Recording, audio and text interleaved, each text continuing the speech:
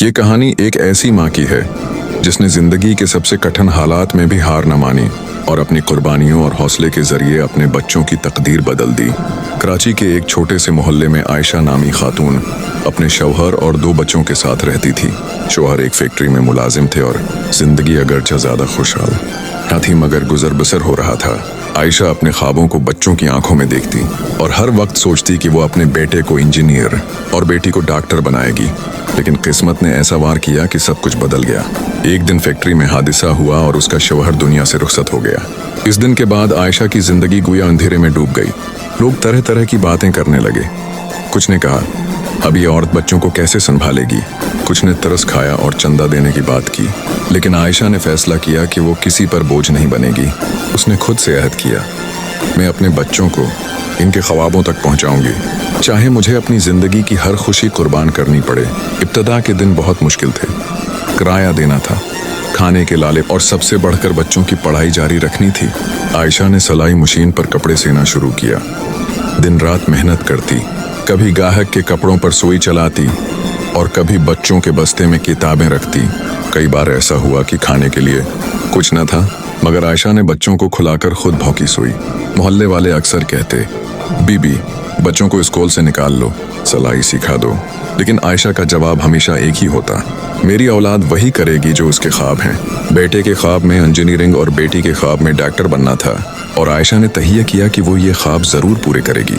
وقت گزرتا گیا، بچوں کے اخراجات بڑھتے گئے۔ کبھی فیس ادا کرنے کے لیے وہ زیور بیچتی، کبھی کرایہ دینے کے لیے کسی سے ادھار لیتی، مگر کبھی اپنے بچوں کو یہ احساس نہ ہونے دیا کہ وہ اکیلی ہیں۔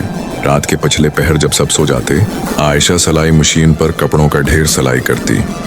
ہاتھوں پر چھالے پڑ جاتے، آنکھوں میں نیند بھر جاتی، مگر دل میں عزم قائم رہتا۔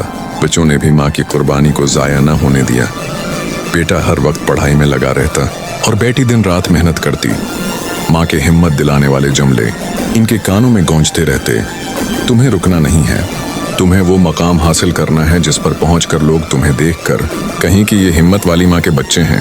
سالوں کی محنت کے بعد ایک دن وہ لمحہ آیا جس کا انتظار تھا۔ بیٹا انجینئرنگ یونیورسٹی میں داخل ہو گیا اور بیٹی میڈیکل کالج میں منتخب ہوئی۔ اس دن عائشہ کی آنکھوں میں خوشی کے آنسو تھے۔ وہ سوچ رہی تھی کہ جنہیں دنیا ترس کھا کر دیکھتی تھی، وہ آج سب کے لیے مثال بن گئے ہیں۔ چند سال بعد بیٹا انجینئر بن گیا اور بیٹی ڈاکٹر۔ دونوں نے ماں کا خواب پورا کیا۔ انہوں نے ماں کو کہا آمی اب آپ کو کام کرنے کی ضرورت نہیں، لیکن عائشہ مسکرا کر بولی میرے بچوں، میں نے محنت کو کبھی بوجھ نہیں سمجھا، یہ میری عبادت ہے۔ آج تم دونوں کی کامیابی میرا سب سے بڑا انعام ہے۔ یہ کہانی ہمیں یہ سکھاتی ہے کہ ماں کی ہمت سے بڑی کوئی طاقت نہیں۔ ایک عورت جو اکیلی رہ جائے، اگر وہ ڈیٹ جائے تو پہاڑ جیسی مشکلات بھی اس کے آگے ریزہ ریزہ ہو جاتی ہیں۔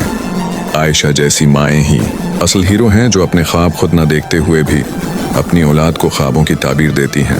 ناکامی، غربت، مشکلات، تانے، سب کچھ عائشہ نے سہا، لیکن اپنی اولاد کے مستقبل کو قربان نہ کیا۔ اور آج وہی بچے اپنے محلے، اپنے شہر، بلکہ اپنے ملک کے لیے مثال بن گئے ہیں۔